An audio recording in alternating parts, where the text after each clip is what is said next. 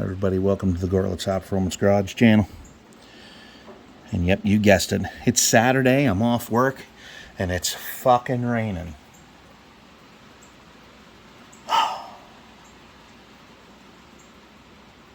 Yeah, I can't win one for once. So, I decided to go ahead and work on the beast over here. And I know it looks like fucking shit in here, a bunch of junk up here, but anyhow, we're messing with this Holley.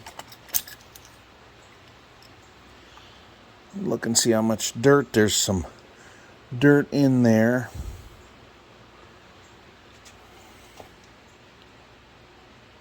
And I'm just gonna hose it out the best I can with the carb cleaner I bought, and just put it back together, because these Holley gaskets, you can reuse those. The float level is fine.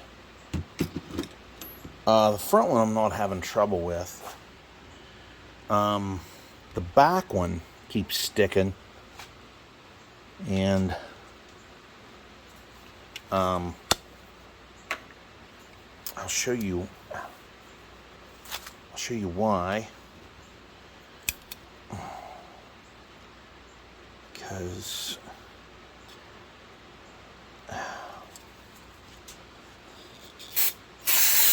oh, that's nice.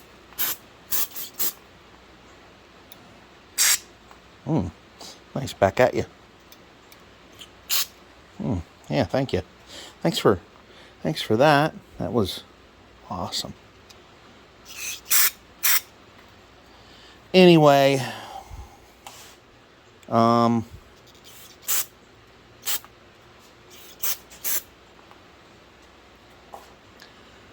going to have to clean it out a little bit.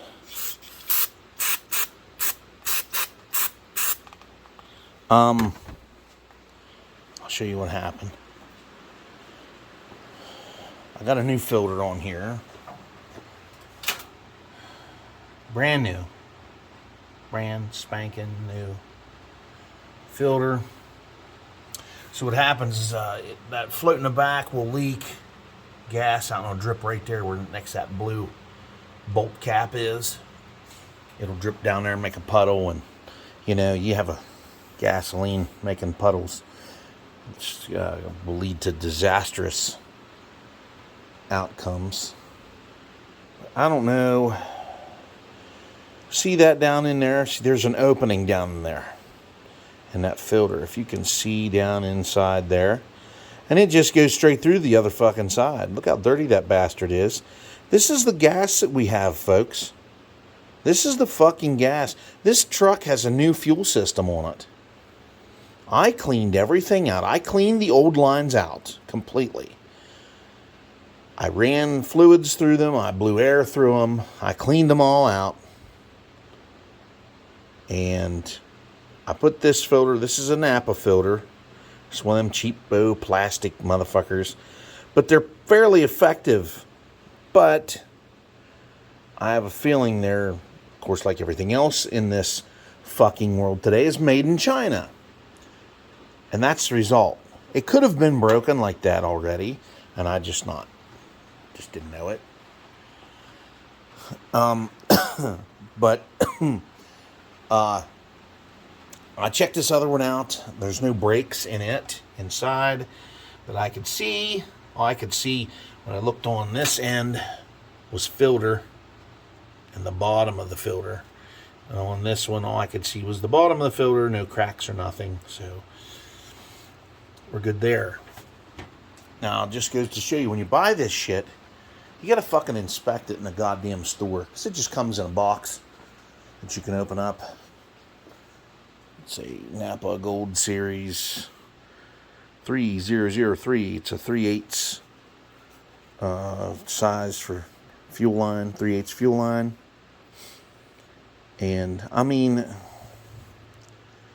doesn't say where it's made. Oh, I'm sorry. This, let me see. It says, well, sold in Mexico. Doesn't say that it's made in Mexico. It just says when sold in Mexico. It's got a distributor thing on there. You got Spanish on one. Well, you got Spanish and God knows what else the fuck is over there. It says your Napa Auto Parts professional has the know-how to answer your vehicle maintenance questions. Real answers to real questions in store or online at napafilters.com. Oh baby.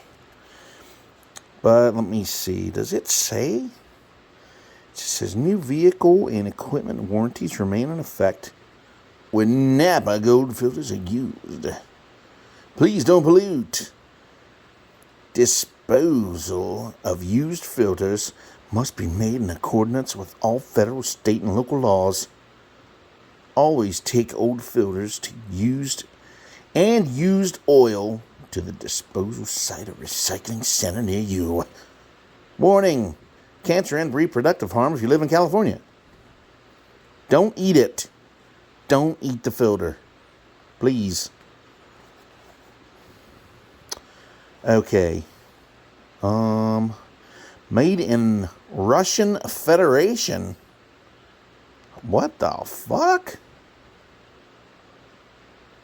Holy fucking shit.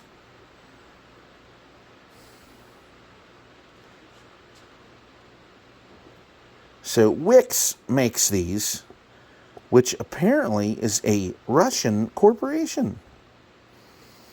The mind boggles. Oh, for fuck's sakes. Well, I can't say that it's made in China now.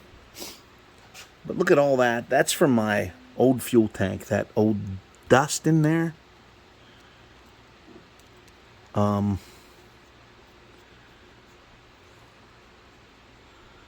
Yeah, whatever. That's not a problem. That's not going to pose a problem, I don't think. Fire! Oh! Oh! That wasn't good. Oh! Oh, man, that landed right in the old eyeballs. Oh, Jesus.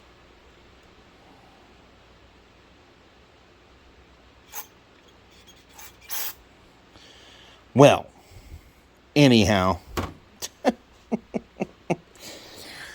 for fuck's sakes, what am I doing, folks? What the fuck am I doing?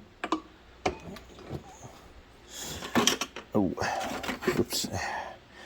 All my shit running around here.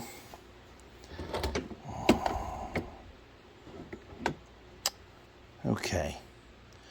We're going to take this one off the back here. I got to clean both these fucking bowls.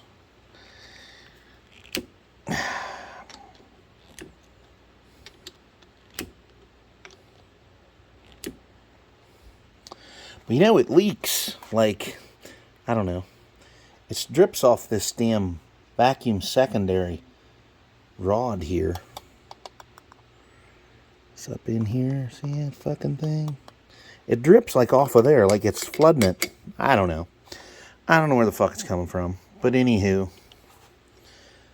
let's see how much dirt is packed in this. Because usually, you know, when shit flows downhill, it flows hardcore. These are shorter bolts.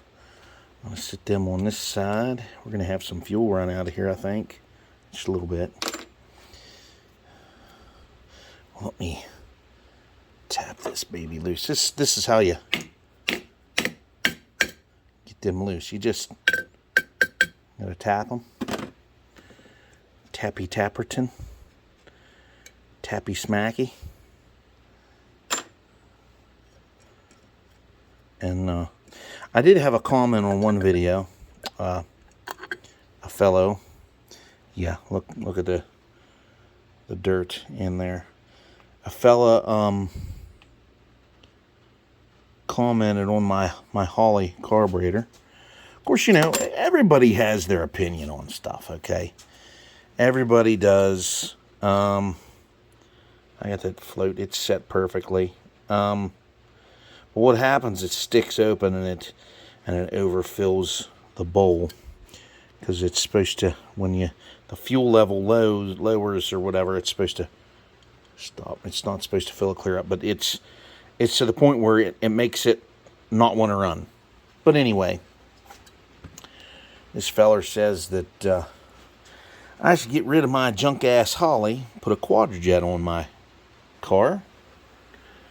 Now, I have absolutely nothing against Holley carburetor or Quadrajet carburetors. The trouble is with those carburetors is that they are extra sensitive carburetors. Now, I have a book on them I bought. I have not went through it yet. I do have a Quadrajet or two left around here. I was thinking about overhauling one and maybe trying it out. Now, the 85 C10 has one of these Quadrajets on it. It's the factory one.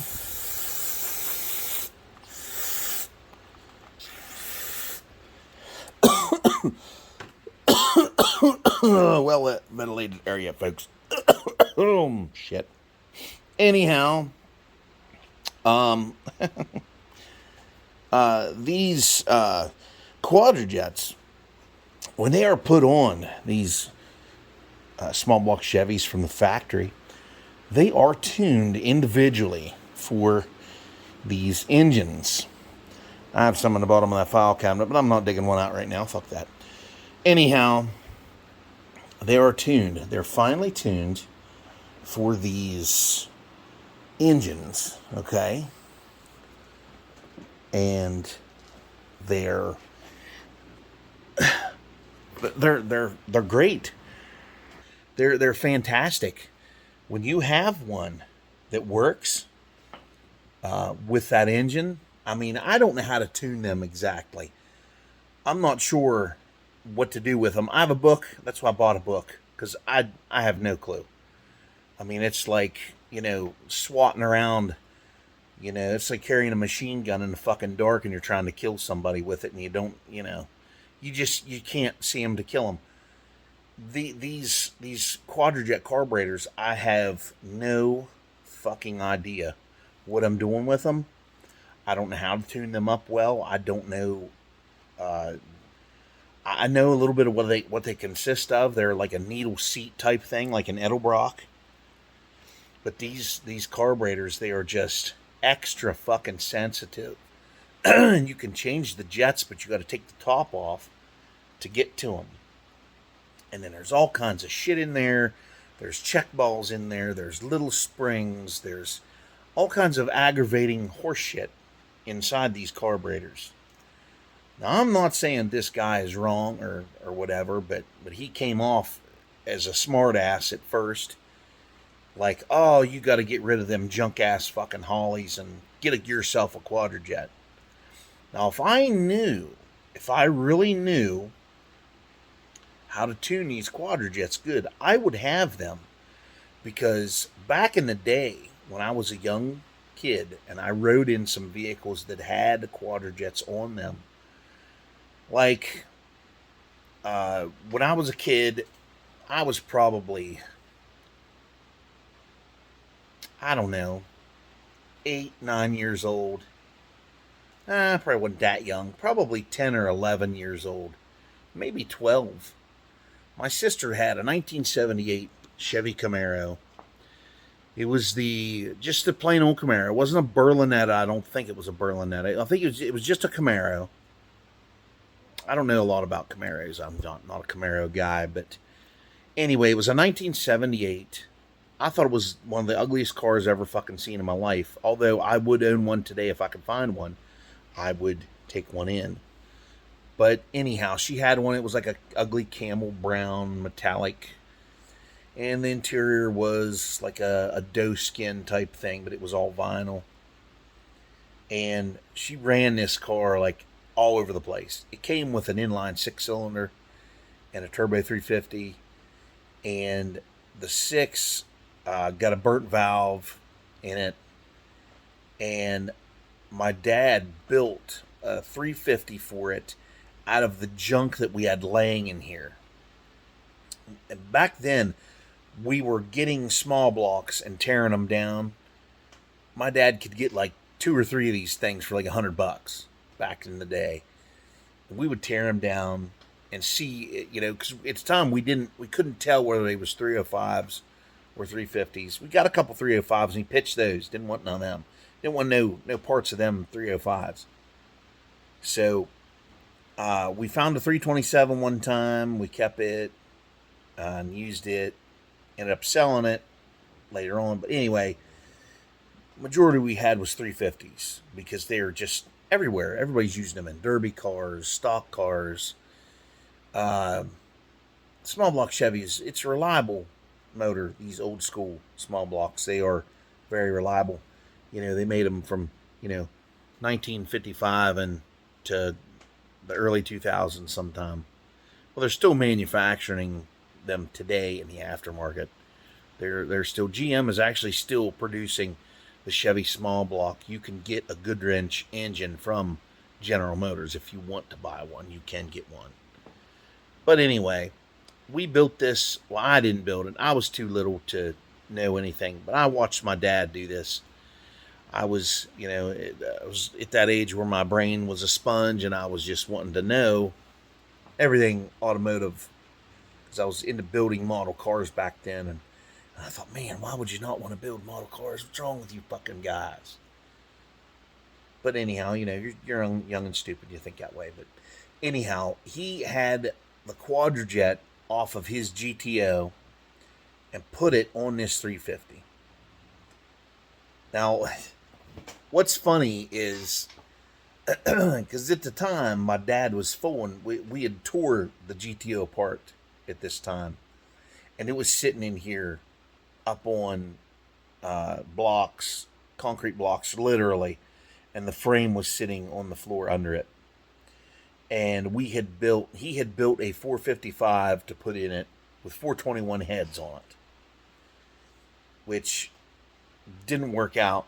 But anyhow, he built that and was all covered up in the corner sitting.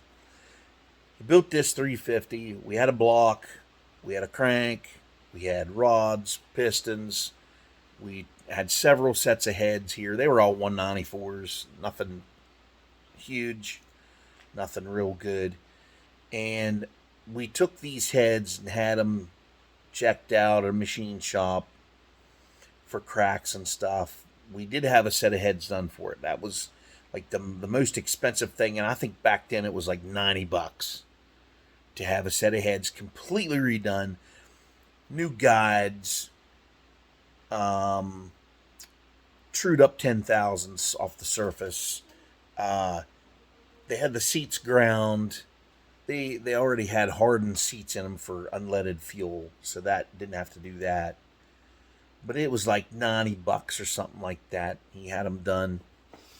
And he slapped this thing together and bought a Tom and chain set and a camshaft for it. And he put all this stuff in. I think the cam was just a little bit bigger than stock. It wasn't nothing outrageous. It was a Summit Racing camshaft. It was a cheapie. You could get the cam lifters and double roller Tom and chain. Put all this in there. They got it to run. Put that Quadrajet off his GTO, the Pontiac 400. Took that Quadrajet off there and put it on this 350. And it had that heat riser spring on it.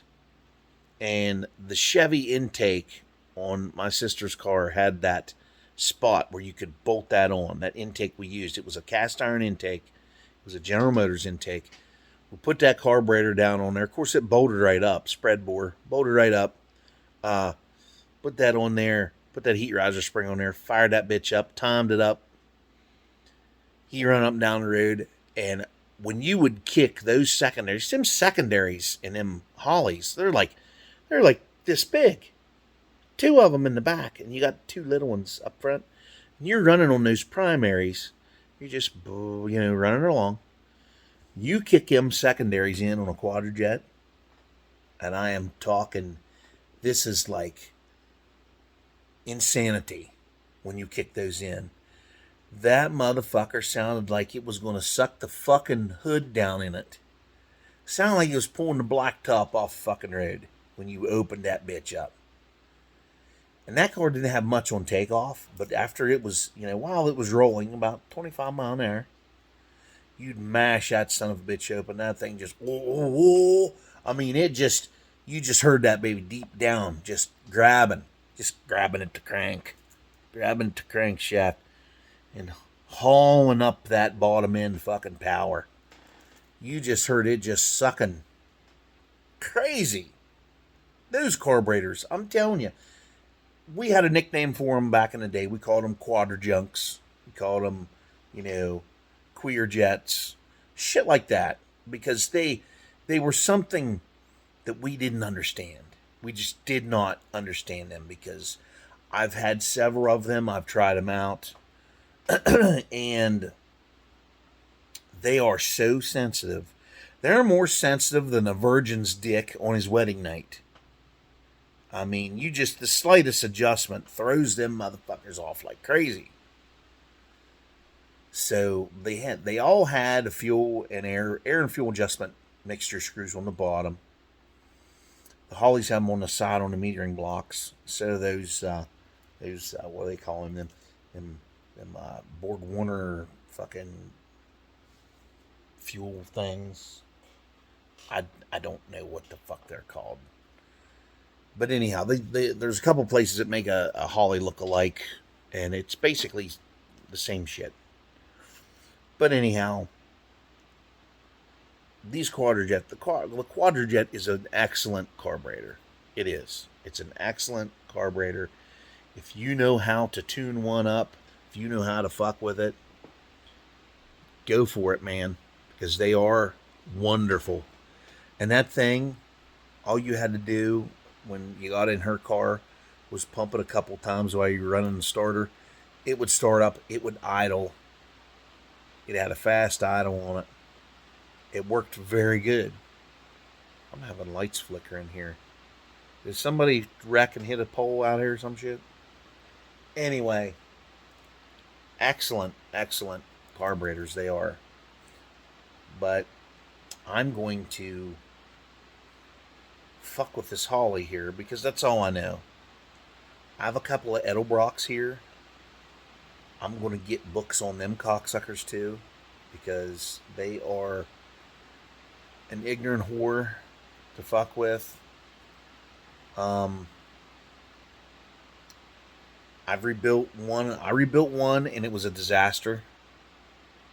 When I put it on the car, it just loaded up with gas. That's all it did. It loaded up with gas. It was crazy. It just didn't work right. Now, an Edelbrock or a Carter, when you get them out of the box, they're pretty good carburetors. But it seems like this fuel, this ethanol fuel, just tears them up. I don't know. I had one really good Carter AFB one time on my old 78 GMC I used to have. Out of the box performance. I mean, I put that son of a bitch on. I didn't touch it. Or no, I did. I ran the fuel mixture screws all the way in. Then I turned them each out, 3 turns each side. And I fired that son of a bitch up. It had an electric choke on it. It was a 625. That son of a bitch, I'm telling you, was a very good carburetor. It was the only carburetor I ever had that you could back your fucking truck out on the road while it was cold and mash that son of a bitch to the floor, and the fucking tires would spin. It didn't bog, it didn't do shit. But it was power to the ground right now. I've never seen a carburetor, a Carter carburetor, do that before ever. And it's basically the same thing as an Edelbrock. They get the same design.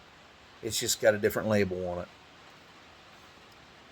But, that really, when I think about that, that really takes me back to, I couldn't wait to drive that truck the next day. When I'd park it someplace, I couldn't wait to get in that son of a bitch and run it. It just runs so good. It was so nice. But then my distributor came loose one time, and it was turning back and forth while I was driving it, and it was doing weird shit. It was knocking it in and out of time while I was driving it. Fucking ruined that carburetor. Fucked it all up. Backfired out of it a bunch. Fucked it up. I ended up throwing it away. And I bought an Edelbrock for it. Put that on there. It wasn't shit. It did not have the sweet spot like that Carter did. Oh man. Excellent fucking carburetor. But if you want a real good carburetor, and if you know anything about them, a Quadrajet is definitely a good carburetor. I would have to say, if you have a Quadrajet, you know how to tune it, you know how to do everything to it, you know the in and outs of it, they are probably the greatest carburetor ever. And I'm not just saying that to run my lips. I'm saying it because it's true. It is an excellent carburetor if you know what you're doing with it. If you don't know what you're doing with it, you're just going to have trouble. The yellow c20 Chevelle I had, back when it was my very first car, I had a Quadrajet on it. It was off of the 283 that was in the car when we bought the car. He pulled that 283 out of it. I think he sold it to somebody. Somebody wanted it. I think the guy he sold to put it in a Camaro, a 78 or 9. Boy, I remember that car. We called it the Putty Marrow because it was clear full of mud. It had so much putty in it. You could see it. They painted it black. You could see everything. Black is a bad color with Bondo. It had what they call hollow spots rubbed in it. It's where you have the putty in there and you sand it, and you got a spot like this that's actual metal, and it's like a metal island around putty is what it is. That's what a hollow spot is.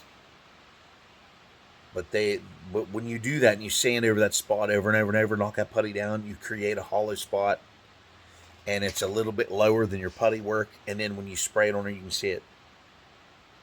It's awful. I hate Bondo. I haven't worked with any Bondo, since my Chevelle here. I have a little bit in it. Which unfortunately one day I'll probably have to strip all the paint back off of that son of a bitch and paint it again. I don't know. I may paint it orange again if I do ever paint it again. I might paint it orange. I might paint it silver. Put black stripes on it maybe. Anyway, everybody. This is what I'm into. The main point of this video is to tell you to inspect your fucking shit when you buy it these days. That filter I was showing you, it probably was broken in the bottom and I just didn't see it. I didn't look. And when you're not looking, things happen. You're totally blind unless it's jumping out, hollering, "Hey, here I am, look at me." You can't really see it. But I'll be sure next time to inspect that stuff. This new filter I just put on there, I looked it over real good. There's nothing wrong with it. So we're good. So I'm going to clean this carburetor up. I'm going to put it back on. I'm going to try it. I'm going to see what happens. We're going to see if it sticks again. I hate fucking with these because now I'm probably going to have to readjust it. Pain in the ass. I'm going to put it on for now and just see what happens.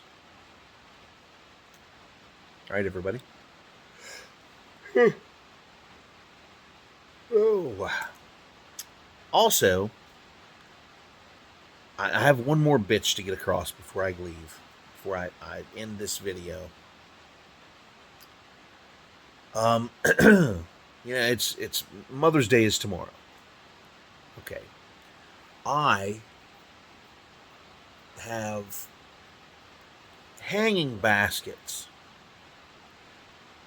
I have several of them for flowers. And what I like to do for my mother every Mother's Day is I like to get her a hanging basket of flowers. I like to get her like 2 of them. And I do this every year because it's something I don't have to fuck with much. You go buy it, you give it to her. There you are.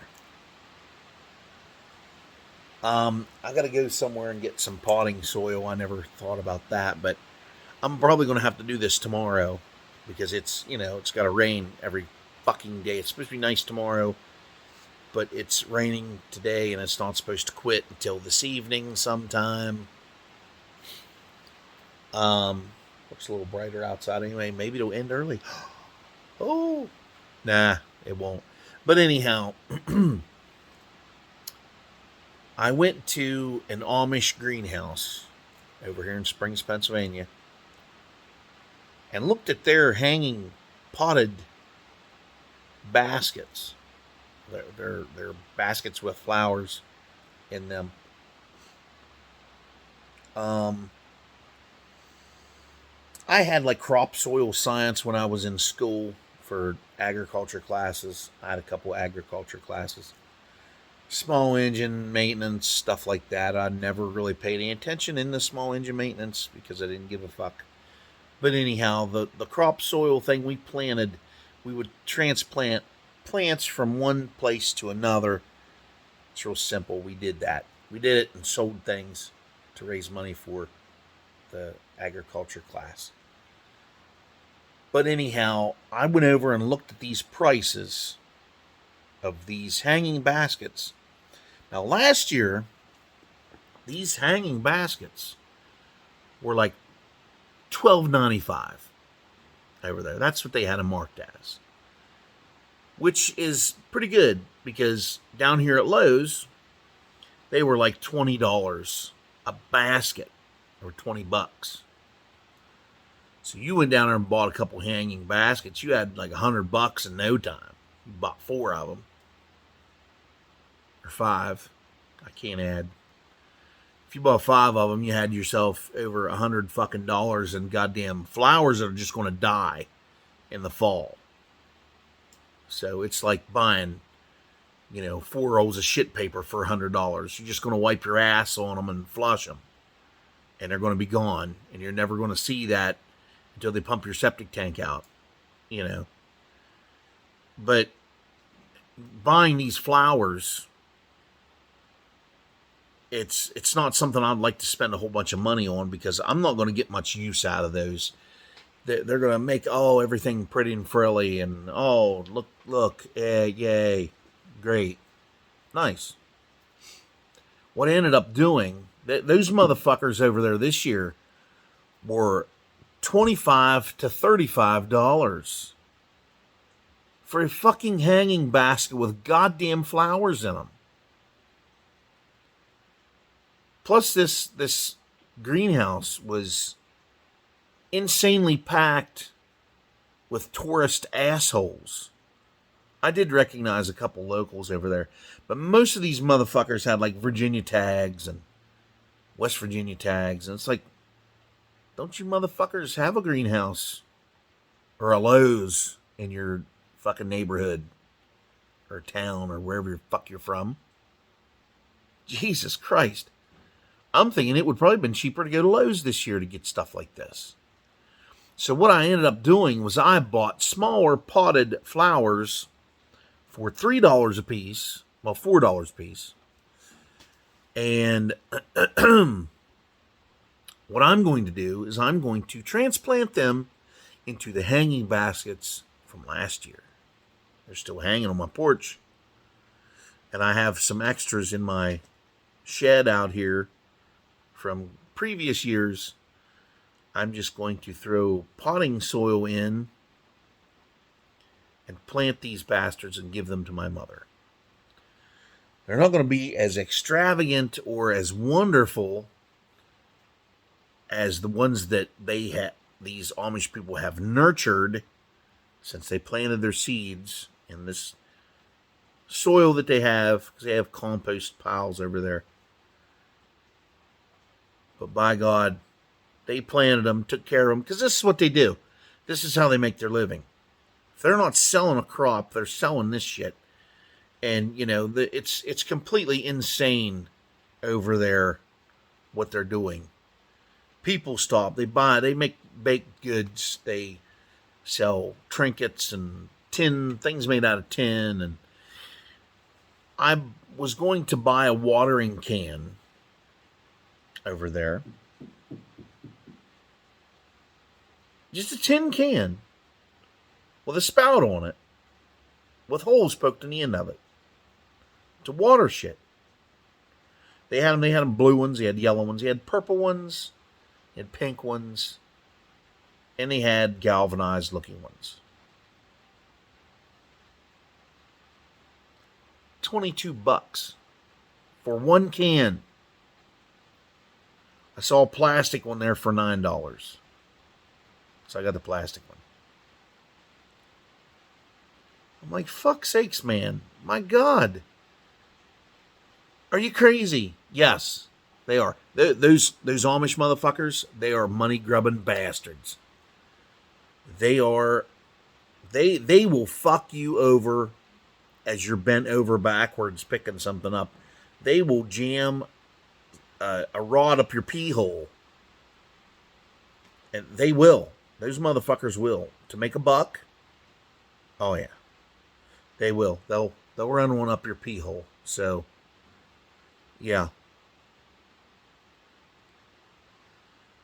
It's complete and utter fucking insanity and craziness, and everything is just so high priced now. It's crazy. We really got to vote for a new president here in 24. I'm telling you, these people are just going to take us for everything we got, everything we're worth, and we're not going to have anything to show for it. I mean, I remember prices of things. It's like a tank of propane for your gas grill. They were $20 last year. They're $22, $23 this year. That is just swapping them out. They're $45 to buy one without a core. They're like $45 fucking dollars to buy one outright. I can take one up here to southern states and have it filled for $5 with propane. They have no gauges. They don't know how much you have in there. They just fill the son of a bitch up to don't fucking fill it no more. Then they turn it off. They unhook it, and there you go. Oh, $5. Of course, I don't know. I haven't went up there and did that for quite a while, so then it's probably damn near $20 to have one filled now. You never know. Fucking crazy ass shit. It's insane. But anyhow, I mean, the price of eggs did come down. Yeah. Well, after Easter, they dropped like a rock. They're like $1.50 now for a dozen, where they was $7 fucking dollars. That right there, that was a scam right there. They purposely, see, the chicken feed that you buy, Purina makes it, which it now is based in China because, no corporation can keep their fucking jobs over here in the United States because they want you to buy it overseas off a bunch of Chinese assholes. But anyhow, what they did is they took some ingredients out of the chicken feed so they wouldn't lay eggs. That's how they drove the price up. Because there's so many chicken farmers out there that buy Purina chicken feed, and it has everything that they need to lay eggs in there. Because it depends on what a chicken eats, is whether it lays eggs or not. And if you take certain ingredients out that are the key for chickens to lay eggs, they're not going to lay any. But I was going to get some one time. They said you had to get laying mash and oyster shells. I don't know what the fuck that's all about. I'm not a chicken farmer. And the more I thought about it, the more I thought it's bullshit. But some people say that a bunch of motherfuckers got together and bought chickens, and this is why the price went down. I don't know. I could not tell you if that's true or not. I don't know. But I know you can buy a box of chicks, of baby chicks, for like $20. You can get several of them. But then the thing is, when you get them and you set up a little place for them, you set up a coop for them, then next thing you know, you have skunks, you have possums, you have raccoons, and you have foxes coming to kill your chickens and steal the eggs. Them motherfuckers, they will dig holes in the ground to get to that stuff. They will chew through your chicken wire. It's not worth it. Then having a stinking old fucking rotten ass skunk running around your house, spraying every fucking thing with piss. No, it's not worth it. And if you have your chickens running around your house through the day, those hawks come down and attack them motherfuckers and take them, eat them. It's not worth it to have chickens of your own. It's not worth the aggravation. And in the wintertime, you got to shove them someplace. You got to have them somewhere to live. The old chicken coop ain't going to be warm enough.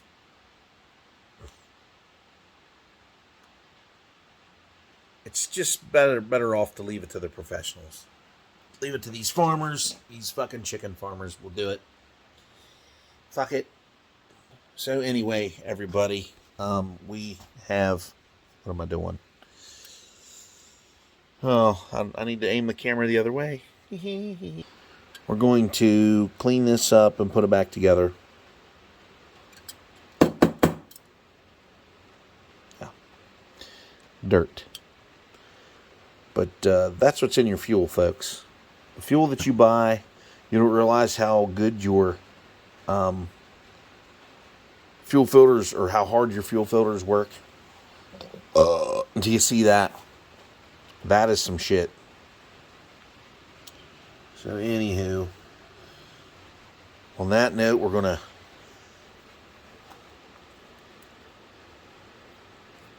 shut this shit down.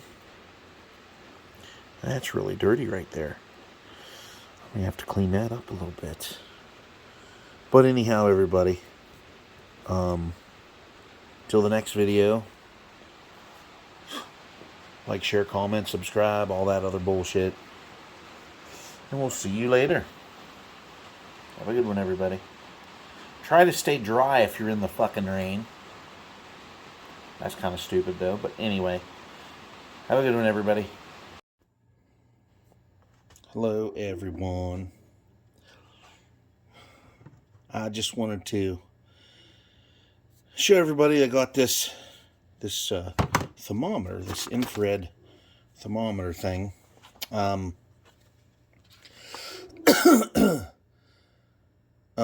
See that there's instructions in English. Look at that. And instructions in English. Ooh. We're moving up in the world, folks, or I should say going backwards. But talks about everything you need to know about the infrared thermometer. I got this because I want to see. I would say that the temperature gauge in the Chevelle is wrong. It can't be right because I've never seen an engine like that get to 260 degrees and survive as the result. And not blow head gaskets or not blow antifreeze out like Old Faithful. So I need to get a battery for this thing first. It's one of those 9-volt type batteries. And you put it in the handle there. But these are all the instructions and the potential cancerous, hazardous warnings from the state of California.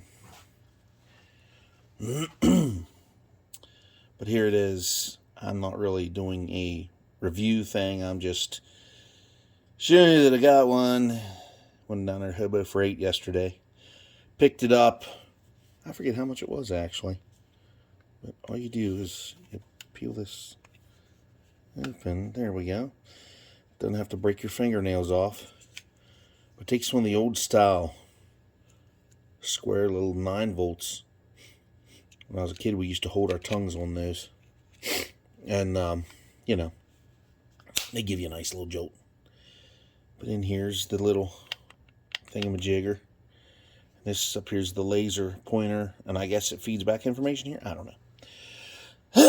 But there it is. You just hold it, shoot. I would imagine, I'm guessing that's a light.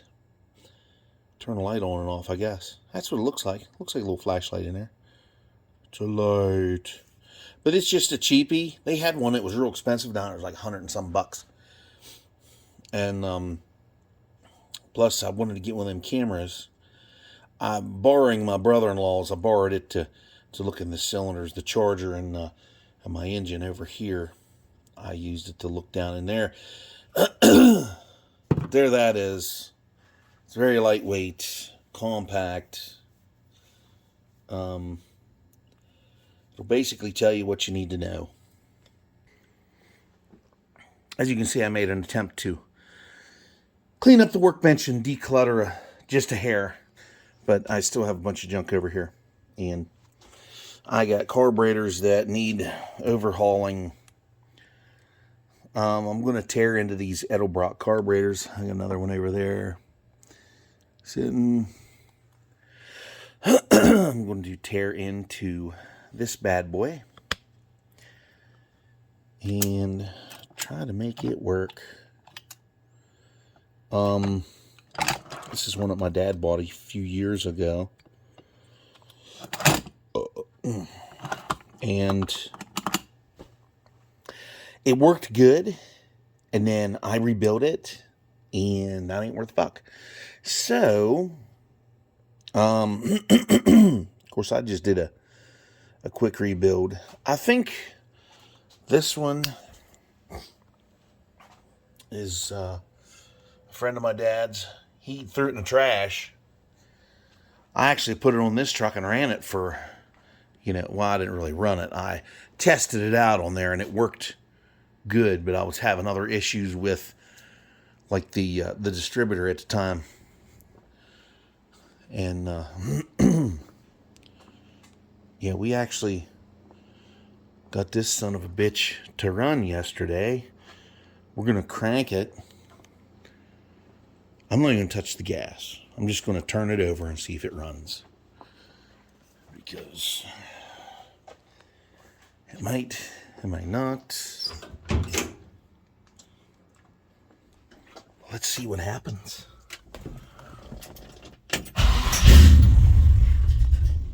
Nope.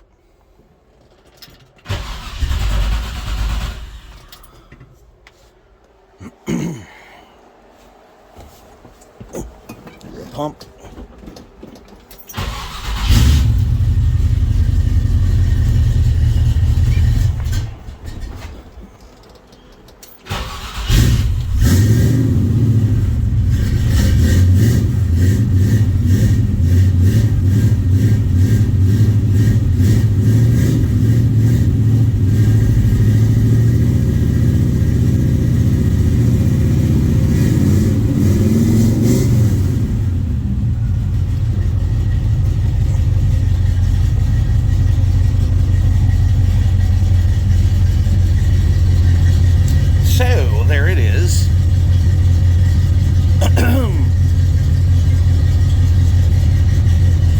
temperature than what it was. I gave it a little more fuel. I cranked out the mixture screws. I had them out 2 turns before. I turned them out another. And I'm going to see what that does for it. If it dries up today, we'll see. Take it for a little test drive. Nothing too radical, because the fucking cops will get called on me. Because, you know, God forbid you go out there and have a little bit of fun.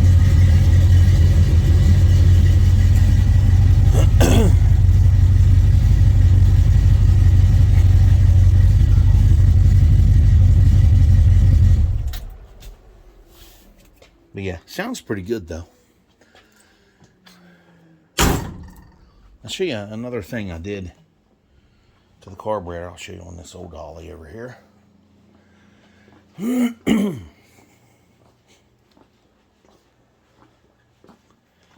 this thing on here. It's called a cam. It's right here. It's this little piece of plastic. It screws on. There's a screw that holds it on right here. You Holley guys know what I'm talking about. What it does is it runs your accelerator pump, because this rod comes over here and runs the accelerator pump, which is here. And you can change the position of this, and Holley makes a kit that you can buy these, and they have a more aggressive curve to them. This one here has kind of an aggressive curve going already. But anyway, I turned it up. I switched the position of it and worked it and looked at it and worked it so I could see what was going on with it and how it was operating and everything. So yeah, it worked quite well. So yeah, it worked. It looked like it worked all right. The reason I did it was because it's got a dead spot. And I have, I might loosen the spring. There's a tension spring on there for the accelerator pump. I might loosen that up a little more. See if I can't get it out of there. I fucked with the mixture screws. They're really sensitive on this carburetor. It's in here. Very sensitive.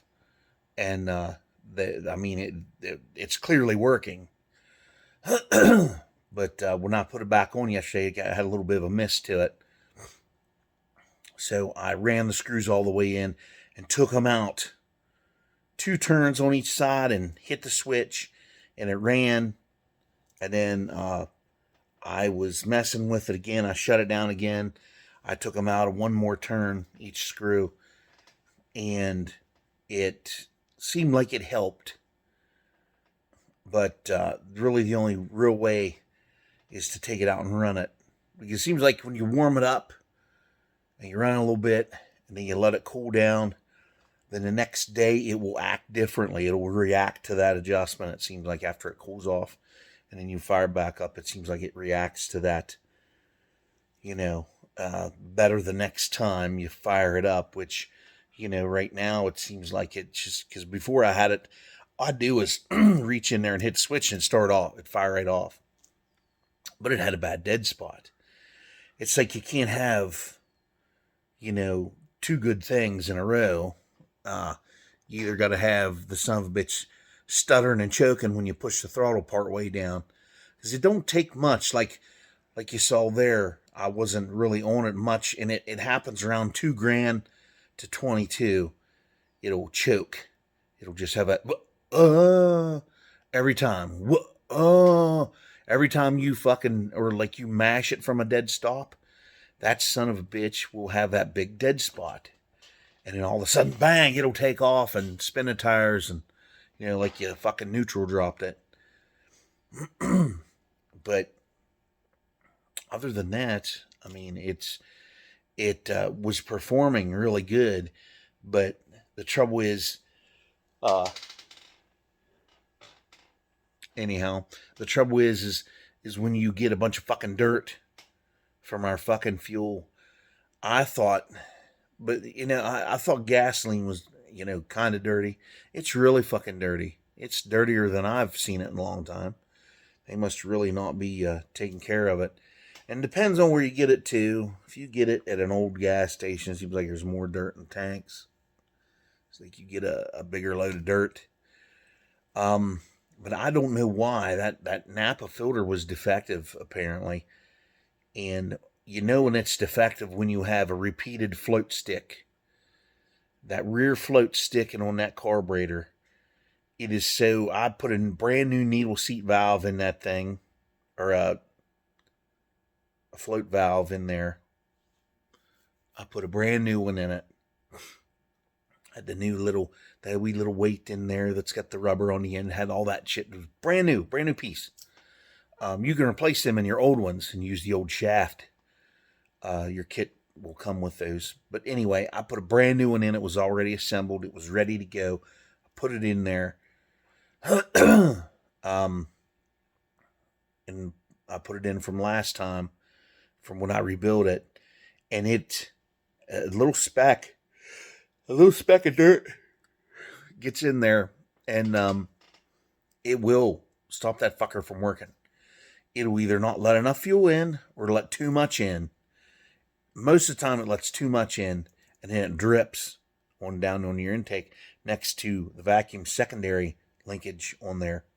It'll overload and it'll run out of there, or it'll run out of the vent hole in the bowl on top.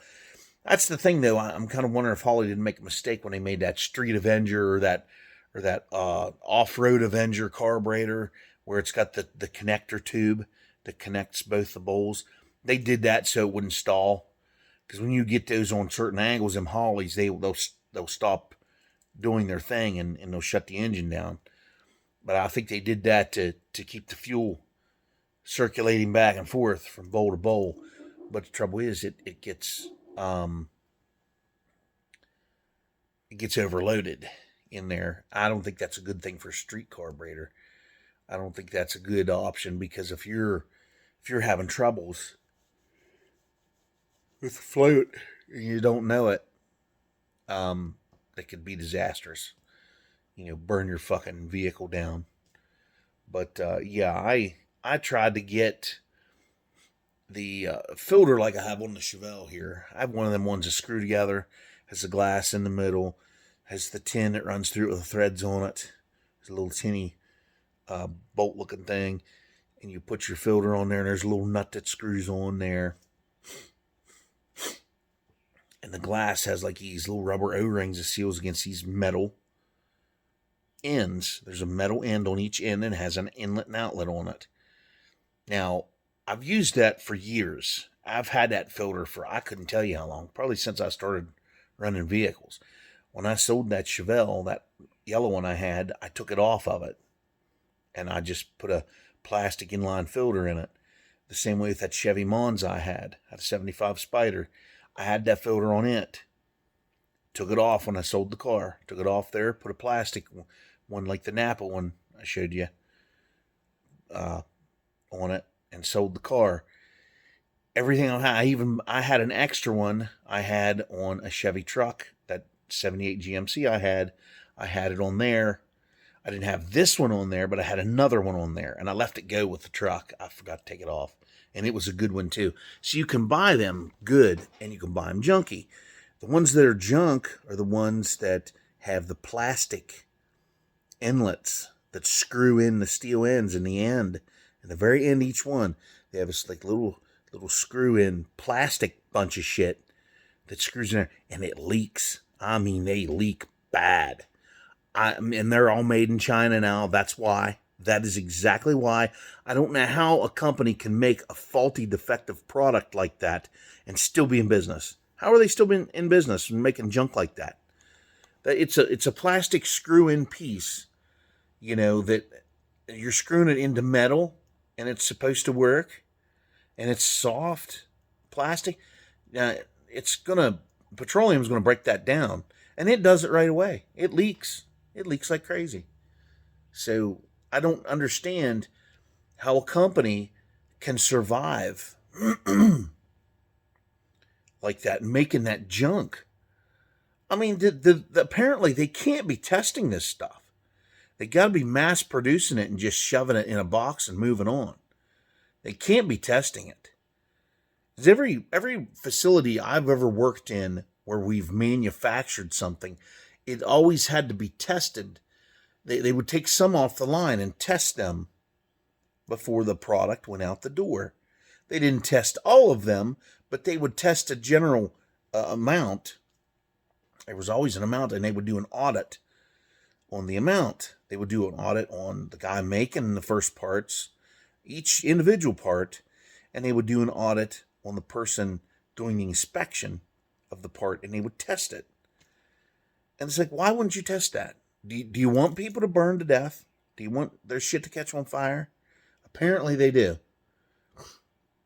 This is another thing of corporations having their way and moving overseas for cheap labor and having their stuff made by people who don't give a fuck, who are just there for a buck because they don't know anything else. It's crock shit. It's a big bunch of bullshit. And I just don't understand, other than the aspect of wanting to be a rich asshole is why they're doing this. I mean, you would think people stop buying it, but the trouble is now there's nothing else. There's event here in the end. There's going to be a handful of corporations. There's going to be a handful that makes so much stuff, and another handful, or there's going to be a corporation that makes so many things, and another one that makes so many things, and another one makes so many things, and another one. And then they're all going to compete against each other and try to buy each other out. And eventually there will only be one. There'll be one corporation that makes everything you use, and it'll be produced overseas in some third world fucking country or China, and there'll be no competition, and you'll either pay that price or you just don't get it. And it'll always be something you need. That's where we're headed. This stuff needs to be changed. We need to make laws down here to change this, because this is where we're heading, and that's the wrong direction to be heading in. I mean, ultimately, the top 1% rich people in this country, they want to take the United States private. They want to create the United States. They want to portray it as a huge vacation ground for other rich assholes around the world to come to. And us be peasants and serve them and live like fucking rats. That's what they're after. That's the ultimate goal of someone in a corporation and the top 1% richest people in the United States. That's what they're after. So, I mean, whether you want to believe that or not, you can put that at the back of your mind. That's stuff that, I have fucking nightmares about at night sometimes, and it wakes me up in the middle of the night. I'll have nightmares about things like that happening, and, the end of democracy and the end of our freedoms. And it seems like that there's a lot of bad things happening that are steering us in that direction. And it's an awful thing. I mean, you can put it at the back of your mind and just live your life, because it's hard to say when this shit will happen, or when it's already started. I can tell you that it's already started. I don't want to seem like the negative Nancy and the doomsday guy, but I'm just saying that I see it in the products that I buy for my vehicles, and it's pretty bad that the stuff that's original that you buy for your vehicle is way better. The stuff that they made back in the day, that we manufactured here in the United States, is way, way better than the stuff they're making overseas, because it was made with craftsmanship. It was made, with dedication. I mean, these workers knew what they were doing. It's just like this engine right here. It's just like all that stuff was made with quality. That engine is a 1979. It's a 2-bolt main. The heads on it are from a 1963 327 small block. Now, those heads have lasted for decades. The last time I had them redone, I had valve guides put in them. I had all the seats ground. It still has the original seats in them. It's never had new valve seats put in it. They were ground. The valves, it's got new valves though. It's got new stainless steel valves in it. The valves are ground to match the seats. The crankshaft is original. It was turned 10 thousandths. The block itself was decked 25 thousandths, and it was bored 40 over.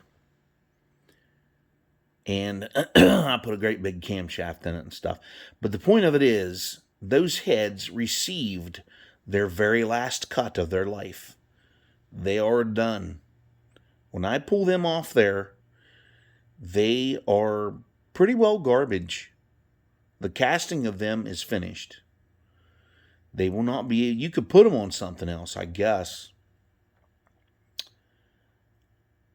I don't know the outcome of that. I don't know how good that would be for it. But I know I pulled it out because it developed blow-by. You couldn't torque on it no more, because if you did, the dipstick would blow out and blow oil out of the crankcase, and it would fall on the headers over here on the header pipes, and it'd catch on fire. It's done that a time or two. But they're double humps, but they're not double hump 202s. They're double hump 194s. And I did a port polish job on them the last time here. I took a lot of material out of them. I mean, as far as I know, they're not cracked. I had a Magnaflux last time. That's been a number of years ago. It's been quite a while. It's been longer than what I thought. It has been a while. Because I put this engine in. I overhauled it. It really actually didn't need it. But I did it anyway to freshen it up. Because it had been sitting. It had been sitting for a couple of years in here. While my car was in pieces. I was restoring everything. And, you know. But anyhow, the point I'm trying to make here is that all this stuff, this casting, this engine here, when it came off the assembly line, or when I was going on the assembly line, this engine was built by human beings. They put these together at an accelerated rate, because it was an assembly line. And when you have an assembly line, things are fast-paced. You got to put it together, got to get it out the door. But it was also tested. It was tested for oil pressure. It was tested for clearances. It was, tested, each engine was ran and tuned. And then they put it on a chassis with a transmission attached to it and sent it to the next guy. That's how this stuff, is. Now, those LS motors, they're slapped together by people. That's the last fucking engine on the planet that's slapped together by human beings. I don't know if Chrysler puts their Hemis together by people or not. Probably machines. I'm not real sure. I couldn't tell you. I never saw the manufacturing process, but I saw it on the LS V8 engines they have now. These LS small blocks, I've seen them. They're assembled by a crew of folks. One person puts the crankshafts in, one person puts the pistons in, one person puts the heads together, next person puts the heads on, on and on. Another person puts the intake on. They have a humongous fucking wiring harness. I'd hate to be the son of a bitch to put that wiring harness together. Because they're massive. They're massive fucking wiring harnesses. Insane.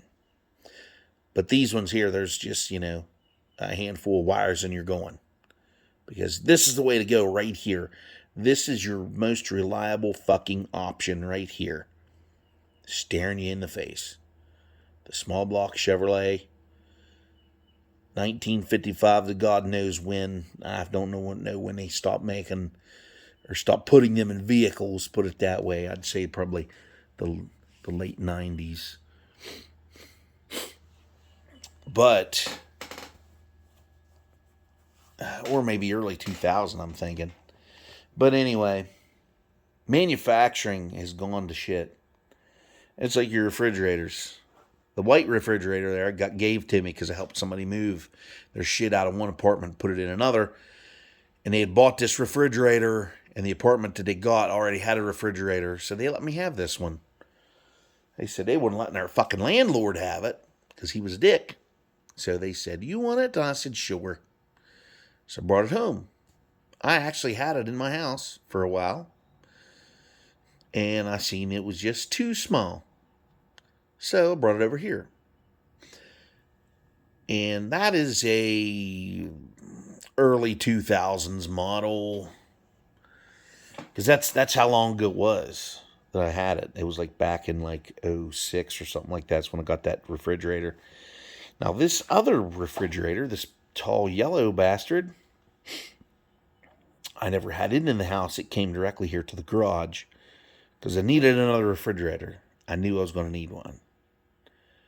So this one is I think it's a Kenmore, I believe.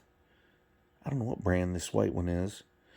But anyhow, this old Kenmore here, it is from the 1980s. And it's still going. Now, just goes to show you how good manufacturing was back in the day. This refrigerator was not made to fail. It was made to keep getting her. Now, this white one, I have pulled it away from the wall. I've cleaned it several times, cleaned the dust and stuff off the compressor, because that's how you make your refrigerators last. You got to clean the dust off of the stuff so it keeps cooling itself. Because there's a fan under there that cools it, and when you have it all caked with dust under there, it doesn't do its job, and the fan will stop. It'll get too hot. It'll quit. It'll stop circulating your coolant, your refrigerant, and then it'll warm up. I've had this do it before. I cleaned it all up, plugged it back in after it sat for like, I don't know, after it cooled down. I fired her off again. It's working. It works. Now, the trick to a refrigerator to make them last longer usually is to keep them packed full. And I got a few things in there, but it's working. As you can see, spill some stuff in here. As you can see by the thermometer, it is 10 degrees in the freezer. That is an old thermometer, by the way. This one up here, I don't have a thermometer in. I have a bunch of bags in here, but I have everything in here. It's kind of packed full. It's nice, but yeah, it works. Yeah, it's a Kenmore, and this deep freeze I have back here. Of course, I got a bunch of junk piled in it. It still works. It's from 1977. So it just goes to show you, folks, that the further into the future we move, the junkier our stuff is. Everything's garbage today. Everything's trash. I mean, from your fucking appliances down to your fucking carburetors. Carburetors are ranging up to $500 to $600 today. And some of them still aren't worth fuck. So, that goes to show you too. So if you go to eBay and you see a carburetor for $100, that thing's a piece of junk. Don't even get it. But anyway, Ooh, yeah. Boy, man, I didn't even eat nothing yet today. That's dinner last night. Damn. Anyhow, that's all I got to run my lips about. If you like what you're seeing, tune in again. Like, share, comment, subscribe. It looks like it's going to be a wonderful day. It's going to be a good one. I got fucking flowers to plant. Fuck. I hate flowers. But it makes moms happy. Happy Mother's Day, everybody. It is Mother's Day. And everybody enjoy yourselves. Enjoy your little holiday. I don't know why they have a Mother's Day, because your spouse is treated like gold all the time anyhow. They can sit and say that they're not, but really they are. Because when you walk into a public place, who gets greeted when you walk into a public place? A female does. And they are greeted. There's doors held open for them. People serve them with a smile. Compliment them. All that shit. When a man walks into a place, he could give a rat's ass. It's another fucking guy. Who gives a fuck? Thought there'd be some pussy on his arm coming in here, but there ain't. Who gives a fuck? That's why all these guys, you see them walking these dogs around. Because women run and, oh my God, look at that cute little dog. Oh, it's so cute. Oh, you cute little thing. And they just acknowledge that you're there. Yeah, while they're petting the dog. Yeah, It's like, oh, you come around here much? Yeah.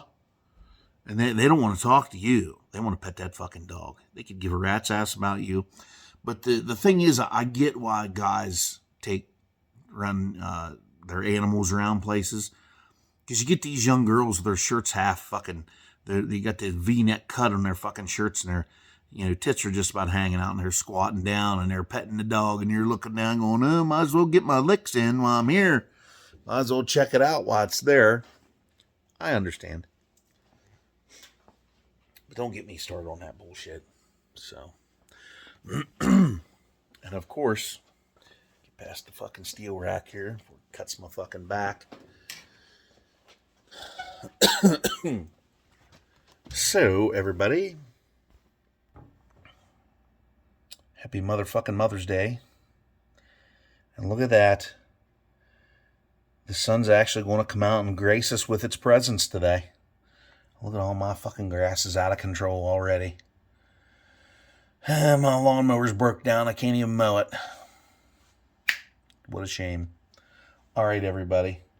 Have a good one. Have a good holiday. I will see you on the next one.